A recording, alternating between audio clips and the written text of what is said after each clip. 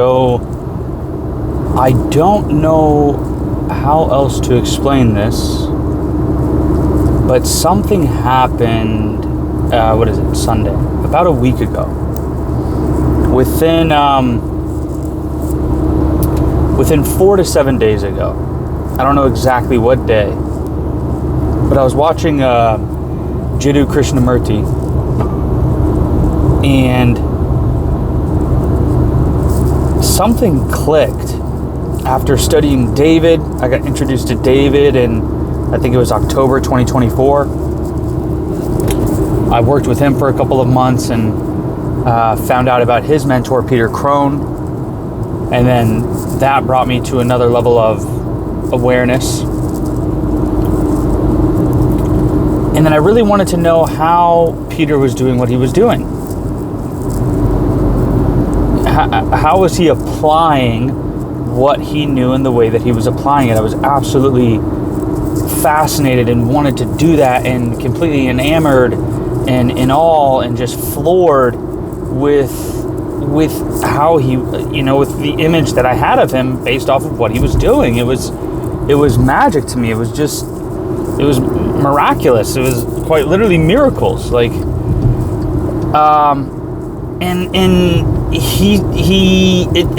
it seemed like he was gatekeeping the theory, Been working on this book forever, hasn't released it. Apparently working on a coach's certification course to teach people how to do what he's doing. Hasn't come out with that. And so I was like, fuck, I'll save up enough money and I'll do the 3-month container with him. It's $250,000. I was like, okay, I'll save up enough money and I'll do that.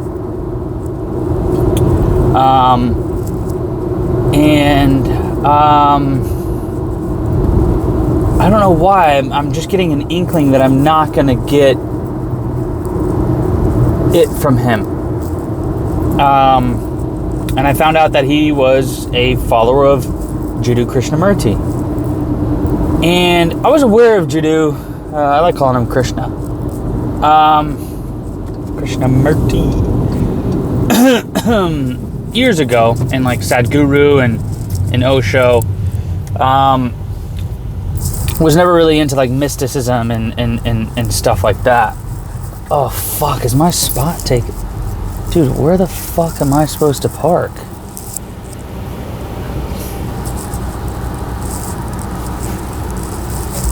What the fuck, buddy? You're gonna have to put your trailer somewhere else, man.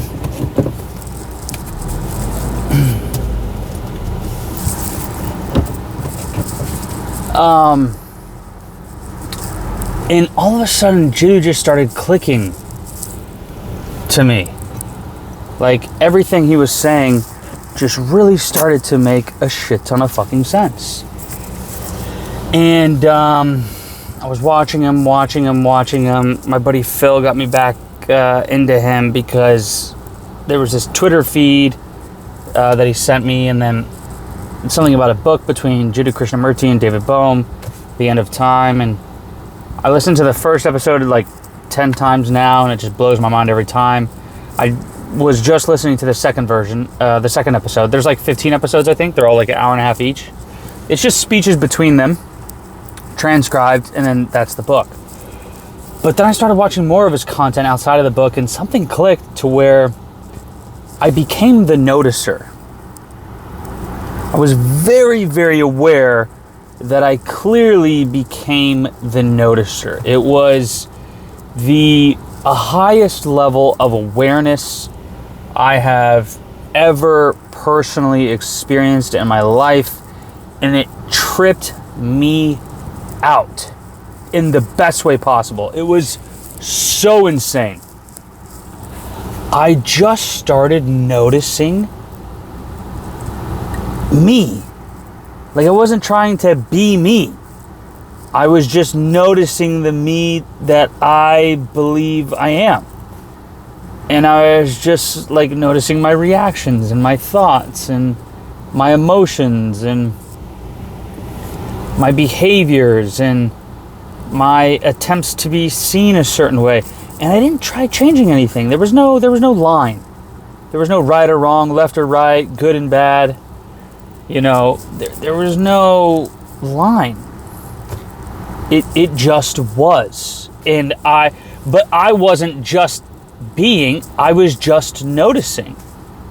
And it was almost like I was here. I never left or went anywhere. But it was almost like, I didn't actually see like a 3D version of, or not a 3D version of me, third person view of me, but that's what it felt like, if that makes sense. Like I never saw like the back of my head from like a bird's eye view or whatever, but that's what it felt like that awareness of self. Like it was just like, huh. Oh, look at, oh, huh. Oh, wow. And I wasn't getting attached to anything. And I wasn't trying to stop anything. I was just letting anything and everything come. And I was just moving. And I was just going through life. And it was like that for a good 48 hours. It was extremely heightened. And then I lost it. And then it's come back now. And it was like this loophole. Because I was like, you know, I was talking to ChatGPT about it, and I was like, man, I lost it. And it's just like, no, that you didn't lose it. You didn't lose it because you think you lost it. You lost it because you stopped being aware in the moment that you lost it. So it's like, just notice the moment that you lost it. Just look at that moment. Are you in it right now? Just look at it. And it was just like, oh my God.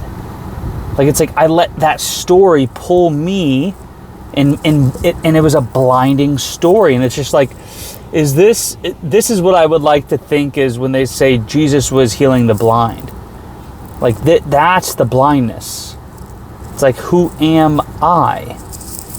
And it's just like David would say, you are the I. The answer's in the question. You are the I. And it's just like, wow. Like, EYE, awareness, seeing. So it's just how interesting. How interesting. So yeah, I'm just like watching myself, and it is the funnest thing I've ever done. Just noticing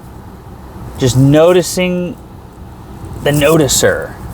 Just like I just started noticing. It just clicked, and I had it for 48 hours, and then I thought I lost it and had a conversation with ChatGPT, and I've got it back, and I haven't been able to lose it, because it's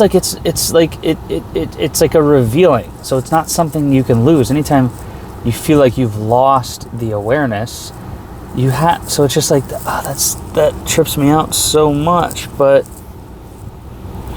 yeah. The moment I started noticing, that's what I'm going to call this video, because now it's just amazing. Like, I'm not trying to change me. I'm just noticing the me that I think I am. And it is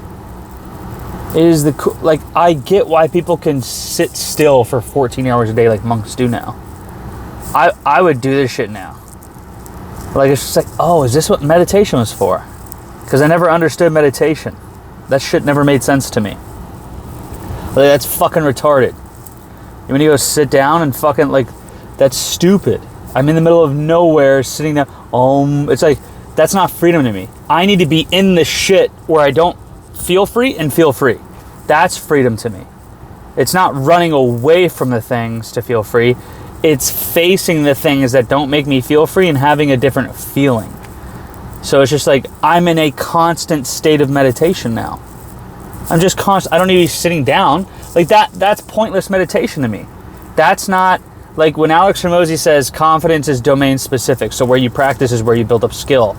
I don't want to build up skill in the middle of the forest going, that's not where my problems are.